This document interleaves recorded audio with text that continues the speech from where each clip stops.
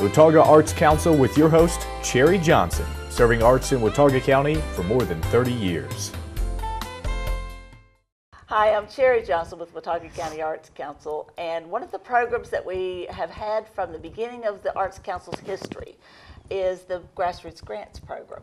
Now, Grassroots Grants are money that is given to each county in the state by the North Carolina legislature. It's specifically voted on separate from other arts funding, and it is something that we very much treasure because of all the impact it has in our community. So I want to thank our legislators for their support for this program and encourage them to keep on supporting it because it's doing a lot of great stuff. You know, I kind of call it a ripple effect because the Arts Council takes some of our money and we take some of the state money to match it and we put it into a pool. And then we invite applications from organizations around the community and they put their money in, and that just kind of explodes out into these wonderful ripples so that the people that we could impact are greatly multiplied by the impact of our partner organizations that work with us in these grants. So one of those organizations is the Blowing Rock Historical Society, and this is Melissa Pickett representing them because you're coordinating, I think, one of their in my view, one of the most exciting programs that y'all do, because after all, it's an arts program. Yes. Okay, now you are a volunteer with the organization. Actually, I am. Your husband's a board member. He is. Yeah. And you've been sort of roped into being in charge of a program. Talk about this program. It is the Artist in Residence program. It's an 8-week program in the summer. Right. And we take applications from local artists in the high country. And we jury them out and we choose artists. In the past, we've done one artist per week. Right. Starting last year, we tried to bump that up and include 3D artists. That's good. So that way we could do more than 8 artists a Yes. year. And this year we're actually up to 10 artists. That's great. So we have 2. Actually, I lied. We have 3 3D artists, but we have 2 weeks paired up. So we had 19 applicants this year, and we got 10 artists out of that. That's great. They do anything. This year we have wood carvers, we have a book artist, we have watercolors, we have oils, pastels, acrylics. We have all kinds of artists. We actually have 2 artists this year that I'm excited about that are originally from overseas. One, Tunde, is from Africa. Sigrid is originally from Germany. And I happen to know both of them. Yes, and I'm just excited because each year it seems like we just get more and more talent. That's So I've actually been asked, when are we going to do an all alumni season? And my answer to that is, as long as I'm getting applicants for new artists every year, we shouldn't be looking at that. You do have an opening exhibit, though, of alumni. We do have, every year, our first week is always the alumni from the previous year. Right. So that is our kickoff week. That is cool. So we always start off with a Sunday reception, which is a reception to meet all of this year's artists. Right. And they bring in 4 to 6 pieces, and we do a one-night show for them. That's an undertaking all by itself. It is an undertaking. To hang a show and take it down all in one evening is an undertaking, but it's a good undertaking. So the shows always start on a Thursday and run through the following Tuesday. With a day out to kind of switch out. Yes, and then we always use Wednesday as a closed day to hang the next show. Right. So it's just an exciting program. Last year we put, if anybody's ever been to Edgewood Cottage, it's not a very big place. No, but it's so cool. It it's is. Such a great place. And we put 3,500 people through the cottage last year in 8 weeks. I'm glad you didn't do it all at one time. No, we are too. So it would be very tight. But yes, so we're excited. Every year we increase how many people we put through the cottage for the artist, and it's an awesome program. It's great. I always go every week just to kind of support my artists and stuff. Great. But it's amazing to go in there and listen to people talk with the artists. The artists usually demonstrate why they're there. They have, you know, each artist has their own little thing they do, but they'll either have goodies out or, you know, they have, last year we had an artist, I know you know Pat Grant. Oh, yeah. He raises and crossbreeds daylilies, and he brought daylily blooms last year and was floating them just anything to get their guests interacted with them. And it's just amazing to go watch these artists interact with their guests. You know, one of our favorite events of every month for us is our opening reception, where you come in and you meet the artists. And what you guys are doing is stretching that out into a whole week, you know, where you have an opportunity to come in and meet the artist, learn from the artist. What is it that you're doing? Why do you do it like this? How did you do it? You know, and I think that is something I see people, especially honestly people that purchase art, want to know. They want to know that artist, and they want to know where that art came from, and you know what excited that artist that got them to do what they were doing. You know? And it's a great thing. I actually answer the emails for the Historical Society website. And all through the winter months, I was getting emails, you know, like once a month. I visited this artist last month, you know, they sold this, but I can't remember their name. So even the after effects of getting them back in touch with the artist, it's a great feeling to know that we're giving them this opportunity. It is great. So, and also because it is a very desirable achievement to get to this, to be an Edgewood artist. You know, it really is. And so I think that the artists that I know that have gotten in for this year are just super excited, you know. And frankly, Pat was last year, you know. Yes. So I think that it's a mark that they can put on their resume as something that's really important. And what it says for you guys is that you're bringing in the best of the best, which is really, really cool, you know. And I don't think you'll run out of good artists. No, we've had a great time with it. And I mean, the artists are they're absolutely wonderful people. I mean, we just had our artist meeting this past Thursday, and you know, you go in and at first they're real timid about getting to know each other, and within 15 minutes they're all good friends, and they're excited, and so it's a great program. We enjoy it. Let's talk about your schedule. Who's up? Who won this year? Who won this year? The first week is July 3rd through the 8th, and that will be Pete Lupo, and he's a wood carver. July 10th through the 15th is Kyle Keeter. Right. And he does watercolors. Kyle very well. July 17th through the 22nd is Joanne Pippin, who also does watercolors. July 24th through the 29th is Eddie Kent Talent, and he does pastels, charcoals. Where's he from? Eddie is also from Boone. Okay, I haven't met Eddie. Okay. Then July 31st through August 5th is one of our joint weeks, and that is Tunde Afalayan. Tunde Afalayan famous. Thank you. He has a little of an unusual name.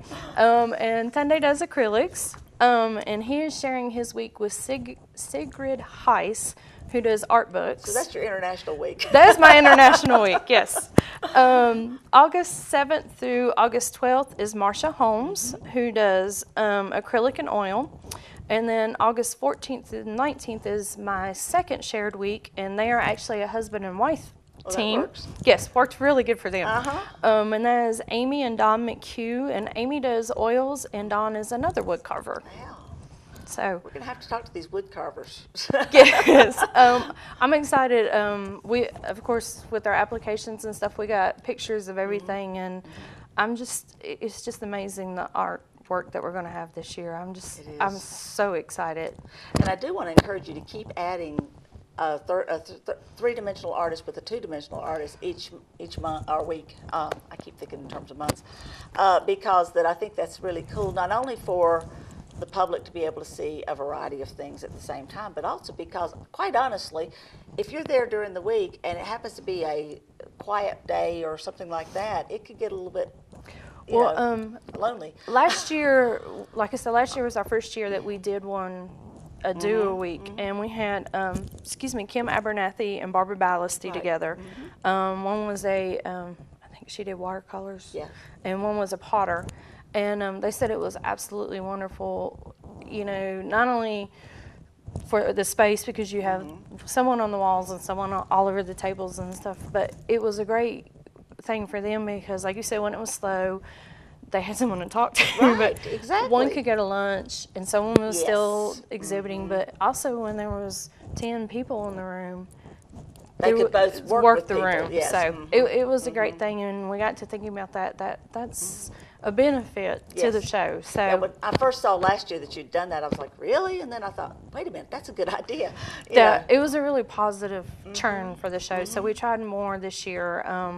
We did have actually 3 weeks paired up. The first week, Pete Lupo actually had another artist with him, which turn of events he had to decline this year. So we actually had 3 weeks paired up. So that's more and more of our goal. And also, a lot of people don't realize how much 3D art is out there. So we're trying to expose more people to that side of art. Well, you know, Blowing Rock is such an artsy community anyway. You know, it just has that feel. It's interesting to me working in Watauga County how different Blowing Rock and Boone and other communities are. And Blowing Rock just has a certain kind of a feel to it, and this cottage fits it to a T. Yes. You know, it really does. And that's another thing. The artists get so excited about being at the cottage because the cottage itself lends to the art history, being the Elliot Dangerfield, and that was his, you know, getaway cottage. His getaway cottage, and he did so much painting himself there, and he taught classes there. So it self-lends to this program too. So it really does. And now, is the building used for anything else during the year? The Historical Society itself, we do have meeting. That's our meeting space. Every Saturday, it's open from 1 to 4 p.m. during the summer for the museum hours itself for people, you know, tourists and stuff to come in and tour. And that's one thing we do when we do our artist meeting. We give a history lesson to our artists, so they're informed of. Yes, we kind of learned that along as we went, that our artists were getting all these questions that they didn't know answers to. So we bring in our famous Jenny Stevens of the Historical Society. Font of information. Yes, if you want to know something historical about Blowing Rock, Miss Jenny is your information center. Yes. So she comes in, and she was gracious enough when we give them their packets. She wrote up a lot of information on the cottage that we give them to take with them. So that's great. But yes, we do the tours 1 to 4 on Saturdays. The cottage is open to the public. So now, what hours are the artists in there during the artist shows run Tuesday through Thursday, and it's excuse me, 10 a.m. to 6 p.m. except on Sundays when it's noon to 6 p.m. Tuesday through Thursday or Thursday through Tuesday? That would be Thursday through Tuesday. I'm thinking, wait a minute, they're changing it out on Wednesday. No. That's not the day you want to go. I'm sorry. It's Thursday through Tuesday, and it's noon to 6 except on Sunday when it... Okay. Let's try that again. How about Thursday through Tuesday, 10 a.m. to 6 p.m., except on Sunday when it's noon to 6. Got it. Okay, we're good now. We got that. We'll get Max to put it on the screen.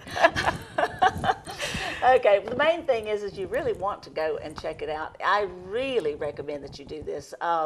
I got to experience it last year when Pat was in there, and that was the first time I'd actually been to one of these events, and just really was enchanted with the whole building and the art and the way the art fits in the building and the environment. It's just really cool. Now, if you don't know where the cottage is, if you know where the Blowing Rock Art and History Museum is, which is basically downtown Blowing Rock, slightly toward the... We're on the corner of Main Street and Chestnut Street. I wouldn't know that. And they're right there basically in the front yard of the museum. This is true. And so it's a wonderful, you have 2 for 1. You can go to the museum, and then you can also go to the Dangerfield Cottage and enjoy the art there. So it's just really worth doing. It is. And then if you happen to hit one of those incredible weekends when they have art in the park, then you're going to be extremely busy. So you might want to make a weekend of it. I am so thrilled that we're able to help with this program. And we appreciate it too. You are welcome. And it's just nice to be able to be a part of something that's such a cool thing in the community and recognizes the talent that we have here in our region. And we are very fortunate. We have amazing people. We have lots of talent in this area. Lots of it. You know, I've been with the Arts Council a lot of years, and for many, many of those years, I have gone off the mountain, that we call it, to conferences or whatever. And when people hear I'm from this area, oh, that's an artist mecca. You know, that's really what they see as this community, and I think they're absolutely right. Yes, so, it's amazing the talent that is in just this small little communities up here. Makes yours and my jobs a lot easier, doesn't it? It does. It does make it easy. Well, please come and be a part of it. Starting, what's the first date? The first date is our Alumni Week, and it opens June 26th. That will be our alumni from last year. And then just come all through that time. Also, the parking is on the street, or you can park Or you behind the can museum. park in the parking deck behind Yeah. Brom. Right. And so parking is, it's a little bit of a challenge, but it's not that bad a challenge. And there's a 2-story deck behind Brom, yeah, and generally there's not an issue if you go Right. back there. Yeah, so you just know where to go. All right, well, thank you so much, Melissa, for coming out. Thank you for having spending me. some time with me.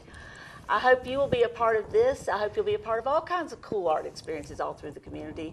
The Arts Council is trying to help all of that happen, as our slogan is making the arts a presence in our community, and I'm hoping that that's exactly what's happening. Check our website, watauga-arts.org, for links to this and a whole lot more. Watauga Arts Council with your host, Cherry Johnson, serving arts in Watauga County for more than 30 years.